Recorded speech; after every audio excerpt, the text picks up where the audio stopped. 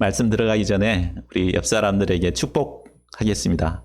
천국에서 큰 자가 되십시오. 우리 서로 축복해 주시기 바랍니다. 예. 큰 자가 되시기 바랍니다. 예.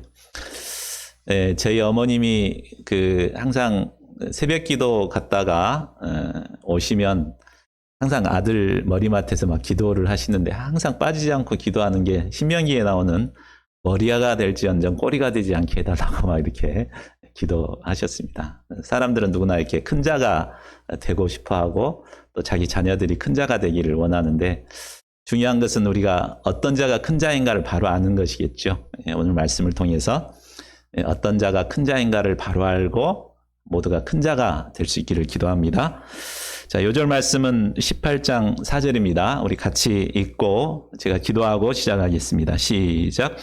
그러므로 누구든지 이 어린아이와 같이 자기를 낮추는 사람이 천국에서 큰 자니라. 고마우신 하나님, 참 저희들을 죄 가운데서 구원하시고 이제 천국 백성들로 삼아 주신 것을 감사합니다. 제가 참 천국에서 어떤 자가 큰 자인가를 말씀을 통해서 깊이 배우고 영접할 수 있도록 도와주시고 이제 참 위대한 천국 백성들로 살아가는 저희들이 되게 인도하시기를 기도합니다.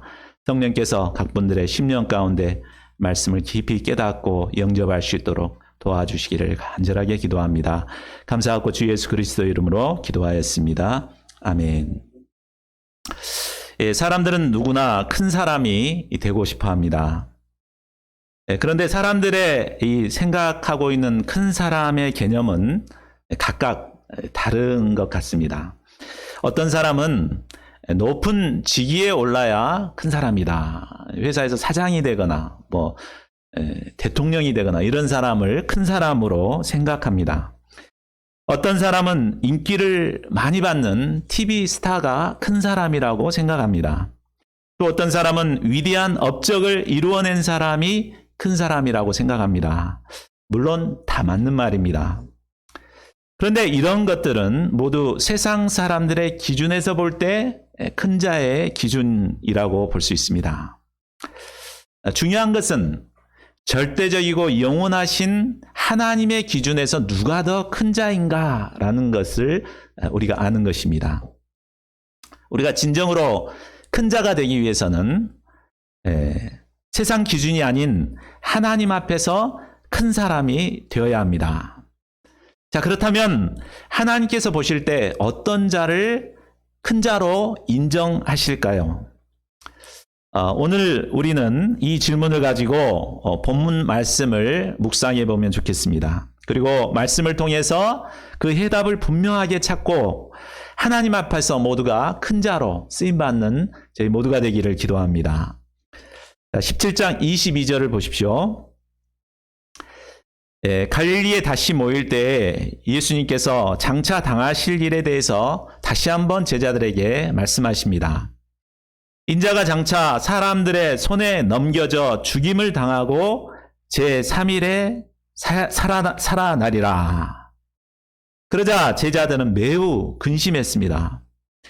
도저히 인정하고 싶지 않는 말씀을 반복해서 부담스럽게 계속 얘기하니까 근심에 빠졌습니다. 처음 이 말씀을 했을 때 베드로가 나서서 적극 말렸습니다. 그러자 예수님이 막 사탄아 막 이렇게 하면서 책망을 했습니다. 그러니까 막 거부하고 싶어도 거부할 수가 없고 그렇다고 해서 듣자니 도저히 듣기 싫고 그러니까 벙어리 냉가슴만 앓고 부담스럽게 여기고 있었습니다. 자, 24절을 보십시오. 가버나움에 이르렀을 때 성전 세금을 받는 자들이 베드로에게 나와 너희 선생은 왜 반세계를 내지 아니하느냐라고 따져 물었습니다. 출애굽기 30장에 보면 이스라엘의 20세 이상의 모든 남자는 성전세로 반세계를 내야 했습니다. 그러나 이 하나님의 일을 풀타임으로 섬기는 제사장이나 랍비들은 그 세금에서 면제가 되었습니다. 그런데 예수님은 랍비라는 소리를 듣긴 했지만 정식 랍비 교육을 받지 않았기 때문에 이것에 해당되지 않았습니다. 그렇기 때문에 너희 선생은 왜 세금 안 내냐? 막 이렇게 이제 따져 물은 것입니다. 베드로는 참 자존심 상해서 내신다 걱정하지 마 하며 큰 소리를 쳤습니다. 반세겔은 당시 일꾼 노동자의 이틀 품삯에 해당되는 금액입니다. 오늘날로 하면은 한 20만 원 정도 되겠죠. 크다면 크고 적다면 적은 돈입니다. 그런데 양들을 섬기시느라 머리 둘 곳 없이 가난하게 사셨던 예수님에게는 이 반세겔이 없었습니다. 25절을 보십시오. 예수님은 모든 것을 아시고 먼저 베드로에게 묻습니다. 시몬아, 내 생각은 어떠하냐? 세상 임금들이 누구에게 관세와 국세를 받느냐? 자기 아들에게냐? 타인에게냐? 오늘날은 대통령의 아들이 세금을 내지 않으면 큰 특혜를 받았다고 막 야당에서 막 이렇게 성토를 할 것입니다. 그러나 당시 임금의 아들이 세금을 내지 않는 것은 너무나 당연한 일이었습니다. 예수님은 하나님의 독생자로서 성전보다 더 높은 분이십니다. 때문에 성전 관리를 위해 내야 하는 이 세금을 낼 필요가 없으신 분이십니다. 자, 그런데도 27절에 뭐라고 말씀하십니까? 예수님은 우리가 그들이 실족하지 않게 하기 위하여 세금을 내겠다고 말씀하십니다. 예수님은 다른 사람들이 실족하지 않도록 하기 위해서 마땅히 누려야 하는 자신의 권리를 포기하신 것입니다. 그런데 예수님께서 세금을 내는 방법이 좀 희한합니다. 베드로에게 갈릴리 바다에 가서 낚시를 던져가지고 먼저 오르는 고기를 가져다가 입을 열어보면 그 안에 돈 한 세겔을 얻게 될 것이다. 그것을 가지고 가서 예수님과 베드로 두 사람 몫의 성전세를 내라고 하십니다. 자, 이를 통해서 예수님께서 베드로에게 가르치고자 하신 것이 무엇이겠습니까? 예수님은 먼저 베드로에게 예수님이 모든 것을 다 알고 계시고 또 필요하면 한 세겔도 얻으실 수 있는 이런 하나님이 되신다는 것을 체험하게 하셨습니다. 사람은 그렇게 못하죠. 그 물고기의 입에 한 세겔을 어떻게 뭐 할 수 있겠습니까? 그러나 하나님이시기 때문에 그렇게 하신 것이죠. 그러니까 예수님이 하나님이시란 것을 알게 한 후에 그럼에도 불구하고 사람들을 실족하지 않도록 하기 위해서 마땅히 세금을 내는 것을 가르쳐 주신 것입니다.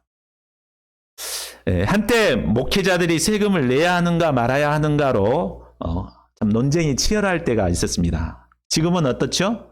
지금은 목회자들도 다 세금을 내게 되어 있습니다. 본문 말씀의 기초로 볼 때 목회자가 세금을 내는 것이 옳다는 것을 알 수 있습니다. 그렇죠? 그래야 하는 가장 큰 이유는 목사도 세금을 내야 한다고 생각하는 사람들이 많기 때문입니다. 그 사람들이 안 낸다고 하면은 실족해서 교회에 나오겠습니까? 그렇죠. 그러니까 그들이 실족하지 않도록 하기 위해서 내는 것이 당연하다는 것을 볼 수 있습니다.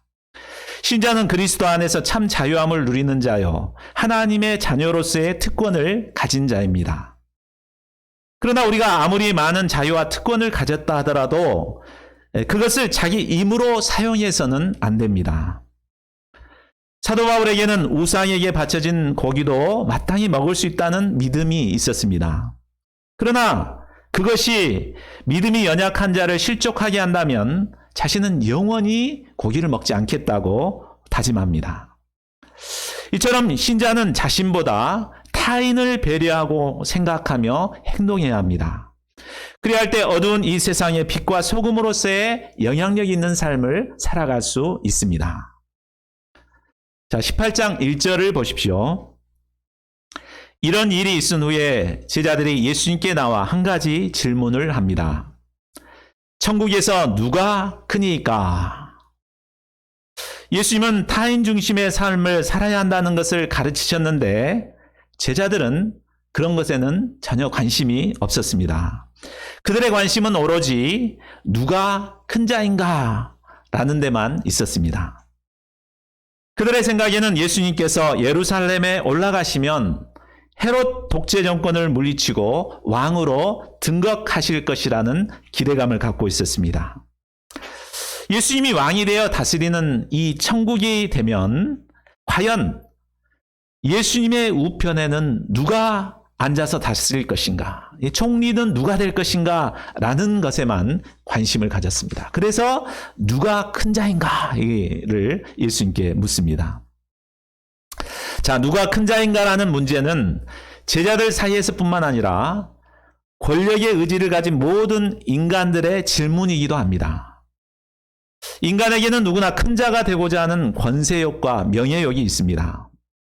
이는 특히 남성의 세계에서 더욱 강합니다.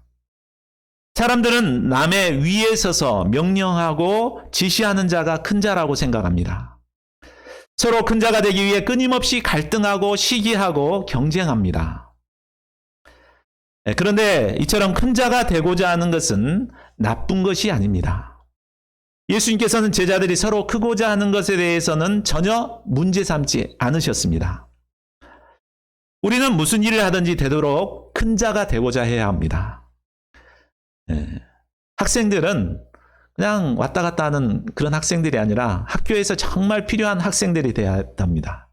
또 직장인들은 뭐 왔다 갔다 하는 월급만 받는 사람이 아니라 직장에서 꼭 필요한 그런 큰 인물이 되어야 합니다. 하나님을 섬기더라도 이왕이면 위대한 일을 이루어내는 큰 자가 되어야 합니다.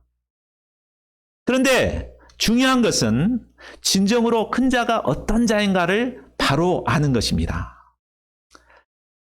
자, 이에 예수님께서는 제자들에게 어떤 자가 큰 자인가를 가르쳐 주시고자 하십니다. 자, 2절과 3절을 보십시오. 예수님은 한 어린아이를 불러서 저희들 가운데 세우시고 말씀하십니다.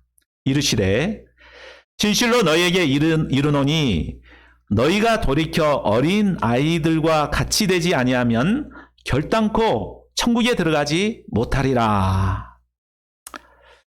예수님은 천국에서 큰 자가 누구인가를 말씀해 주시기 전에 어떤 자가 천국에 들어갈 수 있는가를 먼저 말씀하십니다.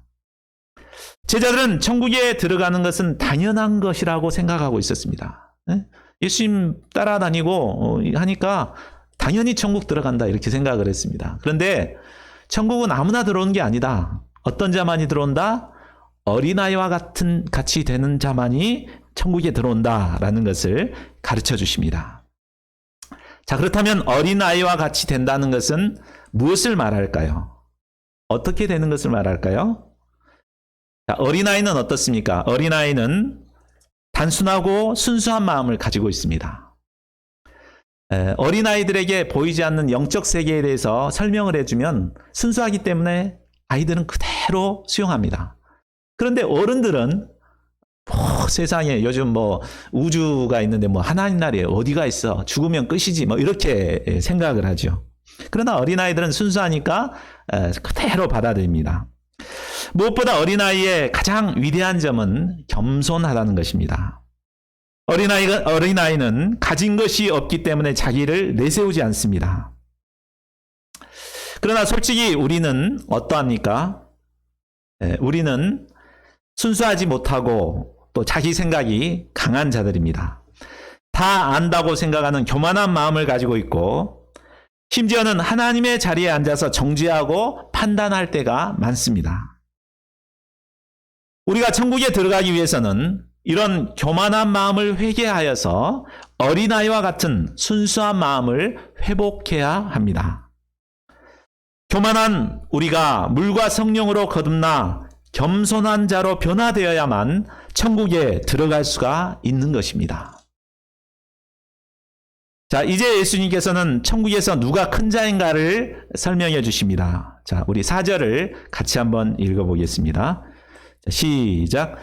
그러므로 누구든지 이 어린아이와 같이 자기를 낮추는 사람이 천국에서 큰 자니라. 앞에서 천국은 어린아이와 같은 자들만 들어갈 수 있다고 했죠. 근데 그들보다도 더 어린아이와 같은 자가 그들 중에서 큰 자다라는 말씀입니다. 세상에는 큰 자가 되기 위해서 남을 깎아내리고 자기를 높이는 자들이 많습니다. 그러나 천국에는 정반대로 자기를 낮추는 자, 겸손한 자가 큰 자라고 말씀하십니다. 자기를 낮추는 것은 외적인 행위를 말하는 것이 아닙니다. 우리 일본 사람들 보면 굉장히 막 친절하고 아리가또 막 하면서 이제 자기를 낮추는 것 같잖아요. 그렇게 외적인 것만 낮추는 것이 아닙니다. 정말 마음으로부터 진정으로 자신을 낮추는 것입니다. 마음으로부터 상대를 나보다 낮게 여기고 자기를 낮추는 것입니다. 당시 어린아이는 사람의 수에도 들어가지 않았습니다. 아무런 인권도 가지지 못했습니다. 이처럼 자신은 아무것도 아닌 자임을 인정하고 상대방을 높이는 자가 천국에서는 큰 자로 인정을 받습니다. 자, 성경을 통해서 볼 때 하나님께 크게 쓰임받는 자들 보면 공통점이 모두가 겸손하다는 데 있습니다. 천국에서 가장 큰 자이신 예수님을 생각해 보십시오.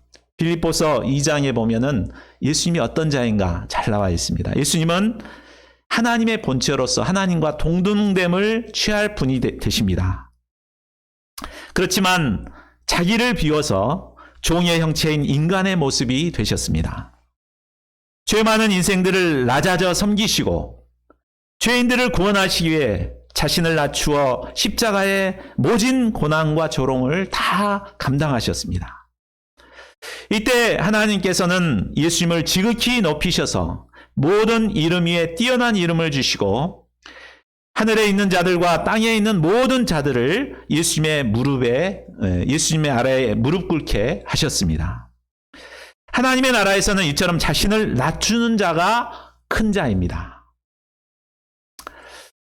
전북 김제시 금산면에 가면 금산교회라는 곳이 있습니다. 이곳인데요. 이곳은 역사가 112년 되었습니다. 그리고 기역자교회, 옛날 기역자교회가 이제 있는 곳입니다. 자, 금산교회 가보면, 조덕삼 장로하고 이자익 목사의 감동적인 이야기가 있습니다. 그 안에 들어가 보면 큰 이제 액자로 이렇게 두 분이 있습니다. 금산교회는 조덕삼 장로의 사랑채에서 시작됐습니다. 이분이 처음 선교사님에게 복음을 영접하고 자기 집을 교회로 내놓고 사랑채에서 교회를 시작하게 되었습니다. 이자익은 조덕삼의 집에서 마부로 일하던 머슴이었습니다. 당시는 양반과 쌍놈이라는 유교 문화가 뿌리 깊게 내려졌던 시기입니다. 그런데 참 이 조덕삼은 이 이자익이 복음을 영접하고 이렇게 성경을 깨달아가는 것을 보니까 이 보통 애가 아니었어요. 그러니까 정말 이를 귀히 여기고 학교를 보내면서 교육을 시킵니다. 신앙교육도 시키고 학교 교육도 시킵니다. 그리고 시간이 지나서 이 교회에 장로 투표가 있었습니다. 근데 두 사람이 이제 한 사람만 뽑아야 되는데 두 사람이 이제 후보로 나오게 됐습니다. 조덕삼과 이자익. 조덕삼은 양반이고 이자익은 이제 머슴이죠. 근데 누가 선출이 됐겠습니까? 예, 모두가 이제 조덕삼이 이렇게 먼저 신앙 생활을 했고 목자고 이제 자기 재산도 내놓고 교회를 했기 때문에 그 사람이 초대 장로가 돼야 될 거라고 누구나 그렇게 생각했는데 예상을 뒤엎고 이자익이라는 사람이 첫 장로가 되었습니다. 자, 이때 조덕삼은 축하의 말을 이렇게 합니다. 금산교회 성도들은 참으로 훌륭한 일을 해냈습니다. 저희 집에서 일하는 이자익 청년은 저보다 신앙의 열정이 대단합니다. 그를 뽑아주셔서 감사합니다. 이렇게 교인들에게 인사를 했습니다. 그 뒤 조덕삼은 자신의 모습을 장로로 섬길 뿐만 아니라 그가 평양에서 신학 공부를 할 수 있도록 물질적인 후원도 했습니다. 그리고 이자익이 목사 안수를 받은 후에는 그를 금산교회의 담임 목사로 청빙을 해옵니다. 그리고 평생 그를 주님의 종으로 섬깁니다. 참 얼마나 감동적인 이야기입니까? 조덥삼은 예수님의 낮아지심을 본받아서 자기 집 머슴까지 낮아져 섬긴 아주 큰 자였습니다. 아마 천국에서 예수님께서 아주 크게 축복해 주셨을 것 같습니다. 참 예수님께서는 이렇게 낮아져 섬기는 자를 큰 자라고 하셨습니다. 그런데 우리는 어떻습니까? 우리는 어린아이처럼 낮아져 섬기기보다 어른 대접을 받기를 원합니다. 어른들의 특징은 어떻습니까? 어른들은 배우고자 하기보다도 가르치려고만 하는 것이 그 특징입니다. 그래서 라떼는 말이야 하면서 막 일장훈시를 늘어놓습니다. 이 때문에 젊은이들이 어른들을 꼰대 취급하며 가까이 하려고 하지 않습니다. 그런데 사실 우리가 이런 영적인 꼰대가 되기 쉽습니다. 그게 아니고 이거야 막 이렇게 막 가르치려고 하죠. 겸손히 배우려고 하지 않고 자신의 생각에 갇혀 판단하고 정죄하고 가르치기를 잘합니다. 이처럼 교만한 자들은 결코 큰 자가 될 수 없습니다. 자, 그렇다면 이런 우리가 어떻게 어린아이와 같이 겸손한 자가 될 수 있을까요? 그것은 자신이 하나님 앞에서 얼마나 연약하고 쓸모없는 자인가를 깨닫게 될 때 가능합니다. 하나님 앞에서 자신을 발견한 사람만이 어린아이처럼 자신을 낮추고 겸손할 수 있습니다. 사도 바울은 예수님을 만나기 전 자기의가 강하고 교만한 자였습니다. 그러나 다메섹 도상에서 부활하신 예수님을 만난 뒤부터는 자신이 얼마나 비천한 죄인인가를 발견했습니다. 하나님 앞에서 자기를 발견한 사도 바울은 죄악된 삶을 청산하고 하나님의 은혜에 기초하여 수많은 양들을 겸손하게 낮아져 섬기는 목자의 삶을 살게 되었습니다. 하나님 앞에 서게 될 때 우리의 교만한 모습이 적나라하게 드러나게 됩니다. 이 하나님 앞에 자신의 죄를 인정하고 깊이 회개할 때만이 우리는 어린아이와 같은 겸손함을 회복할 수 있습니다. 저희 모두가 하나님 앞에서 회개함으로 어린아이와 같은 순수함과 겸손함을 회복할 수 있기를 기도합니다. 또한 천국에서 큰 자는 타인의 관계에서 소자 하나를 영접하고 귀히 여기는 자입니다. 5절을 보십시오. 5절도 같이 한번 읽어볼까요? 시작. 또 누구든지 내 이름으로 이런 어린아이 하나를 영접하면 곧 나를 영접함이니. 자, 여기서 말하는 어린아이의 특성은 앞에서 말한 어린이의 특성과는 좀 다릅니다. 정반대입니다. 어린아이의 장점은 순수하고 겸손하고 배우고자 하는 것이지만 어린아이에게는 치명적인 단점이 있습니다. 그것이 무엇입니까? 어리기 때문에 생각하는 것이 아주 유치합니다. 또 자기 주장이 강하고 때를 쓰면 말릴 수가 없습니다. 막 그냥 땡깡 놓고 막 울고 그러면 막 말릴 수가 없습니다. 잠시 한눈을 팔고 있으면 금세 사고를 칩니다. 분위기 파악을 못하여 여기저기 막 뛰어다니며 시끄럽게 합니다. 이런 어린아이를 영접한다는 것은 쉬운 일이 아닙니다. 그래서 어른들은 애들은 가라 하면서 무시합니다. 그러나 천국에서 큰 자는 이처럼 아무리 품기 어려운 자라 할지라도 끝까지 영접하고 품고 섬기는 자입니다. 그러나 이것은 우리의 본성으로는 감당할 수 없는 일입니다. 우리가 어떻게 어린아이와 같은 자를 품고 영접할 수 있습니까? 예수님께서는 내 이름으로 이런 어린아이 하나를 영접하면 이라고 말씀하셨습니다. 곧 예수님의 이름을 의지할 때 어린아이를 영접하고 감당할 수 있다는 말입니다. 예수님은 어떤 분이십니까? 예수님은 어린아이와 같은 우리를 끝까지 참고 인내하며 영접해 주신 분이십니다. 만일 예수님께서 내가 어린아이와 같다고 잘라버리셨다면 여기 아무도 구원을 받을 자가 없을 것입니다. 우리가 자신을 의지하지 않고 우리를 품고 섬기신 이 예수님의 이름을 의지하게 될 때 우리는 어떤 문제 많은 사람도 끝까지 영접하고 섬길 수 있습니다. 또한 예수님은 이런 어린 아이 하나를 영접하는 것이 나를 영접하는 것이라고 했습니다. 마태복음 25장에 보면 마지막 심판의 날에 임금이신 예수님께서 의인들을 축복하며 말씀하십니다. 내가 줄일 때 너희가 먹을 것을 주었고, 목마를 때 마시게 하였고, 나그네 되었을 때 영접하였고, 헐벗었을 때 옷을 입혔고, 병들었을 때 돌보았고, 옥에 갇혔을 때 와서 보았느니라. 이렇게 말하니까 의인들이 주여, 우리가 어느 때 주께서 줄이신 것을 보고 음식을 대접하며 목마른 것을 보고 마시게 하였나이까? 이렇게 되묻습니다. 그러자 예수님께서 이렇게 말씀하시죠.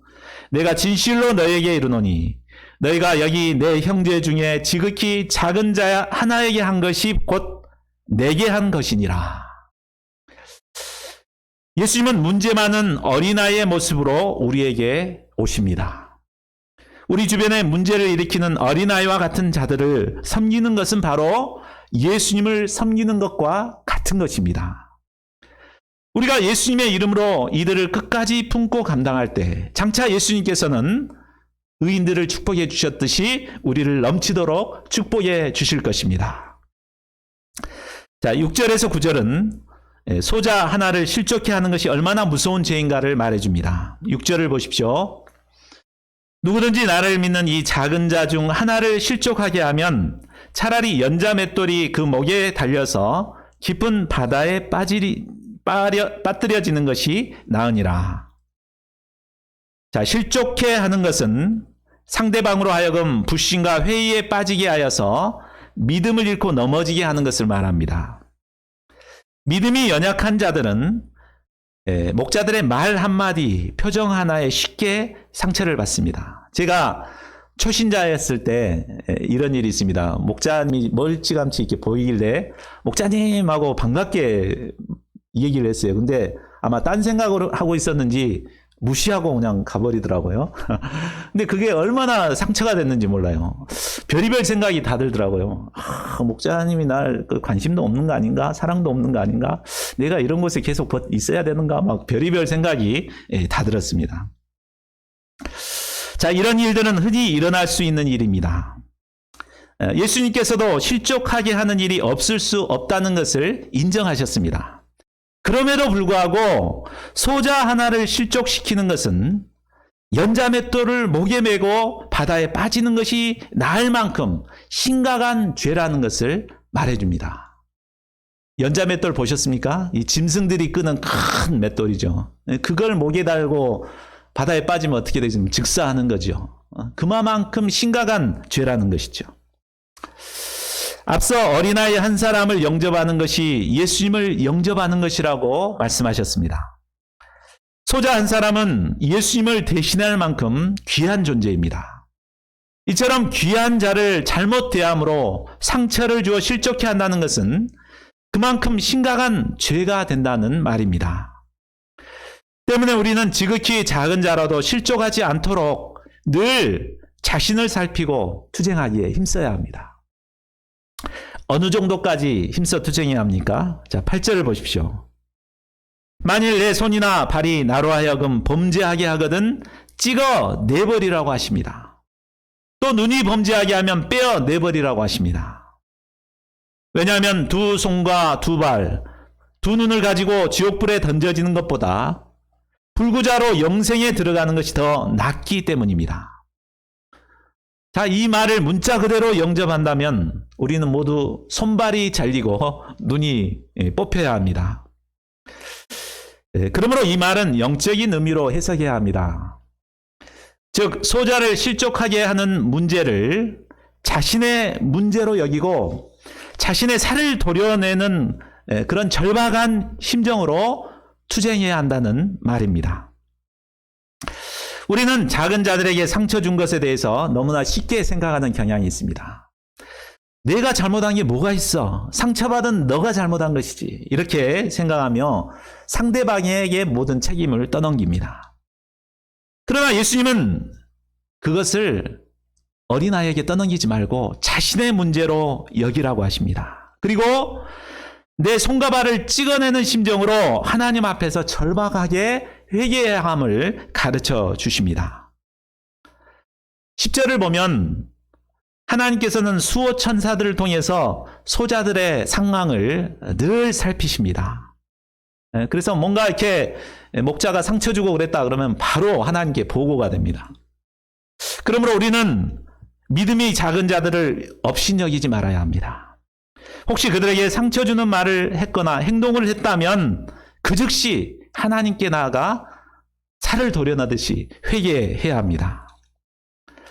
12, 13절은 유명한 이른 양의 비유입니다. 예수님은 이 비유를 통해 소자 하나에 대한 하나님의 마음이 어떠한가를 가르쳐 주십니다. 어떤 사람이 양 100마리가 있는데 들에서 풀을 먹이다가 그 중에 하나를 잃었습니다. 잃은 양을 찾기 위해서는 99마리를 산에 놔두는 위험을 감수해야 합니다. 실리적으로 따진다면 99마리를 위험에 빠뜨리는 것보다는 차라리 한 마리 양을 희생시키는 것이 더 낫습니다. 그러나 목자는 잃어버린 한 양이 얼마나 연약한지를 잘 알기 때문에 결국은 짐승에게 잡혀 죽게 된다는 것을 잘 알기 때문에 가만히 놔둘 수가 없습니다. 그래서 99마리를 산에 둔 채 길 잃은 양을 찾도록 찾아다닙니다. 그리고 찾게 되면 길을 잃지 않는 99마리보다도 더 기뻐합니다. 잃어버린 한 양을 소중히 여기고 찾도록 찾으시는 것이 바로 예수님의 마음이요 하나님의 마음입니다. 예수님은 결론적으로 말씀하십니다. 14절을 보십시오. 이와 같이 이 작은 자 중에 하나라도 잃는 것은 하늘에 계신 너희 아버지의 뜻이 아니니라. 작은 자는 상대적으로 평가해서 업신여길 존재가 아닙니다. 작은 자는 하나님께서 귀히 여기시는 소중한 존재입니다. 또한 지극히 작은 자 하나를 소중히 여기고 구원하는 것이 바로 하나님의 뜻입니다. 이 하나님의 마음을 영접하고 작은 자 한 영혼을 구원하는 일에 더욱 힘쓰는 저희 모두가 되기를 기도합니다. 자, 결론을 맺겠습니다. 예수님께서 이 땅에서 이루신 천국이 바로 교회입니다. 그리고 교회가 해야 하는 일은 지극히 작은 자들을 귀히 여기고 낮아져 섬기는 일입니다. 그러나 안타깝게도 한국 교회는 이런 교회의 역할을 하지 못했던 것이 사실입니다. 이로 인해 교회는 세상 사람들로부터 조롱과 손가락질을 받게 되었습니다. 자, 이런 상황에서 우리가 해야 할 바가 무엇이겠습니까? 그것은 나 한 사람이 겸손히 자신을 낮추고 섬기는 삶을 회복하는 것입니다. 지극히 작은 자 한 사람을 예수님을 대하듯이 섬기는 것입니다. 이때 주님의 몸된 교회가 이 세상에서 교회로서의 영향력을 회복하게 될 것입니다. 이번 주는 특별히 우리의 고유 명절인 추석이 있는 주간입니다. 코로나19로 인해 만남을 자제하고는 있지만 우리는 오랜만에 가족과 친지를 만나게 될 것입니다. 중민 형제님도 오늘 이제 집으로 가게 된다고 하시더라고요. 자, 예전에 보면 명절에 가족 친지들이 모임을 갖는데 꼭 참 교회에서 봉사하는 사람이 핑계를 대고 늦게 오는 것을 볼 수가 있습니다. 그래서 늦게 왔다가 또 교회 핑계 대고 그냥 설거지해야 될 때 그냥 가버립니다.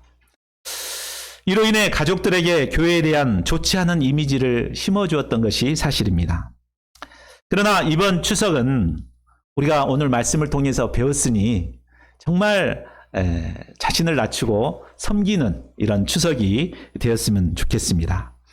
이를 통해 교회에 대한 좋은 이미지를 세상에 심고 교회를 교회되게 하는 저희 모두가 되기를 간절히 기도합니다.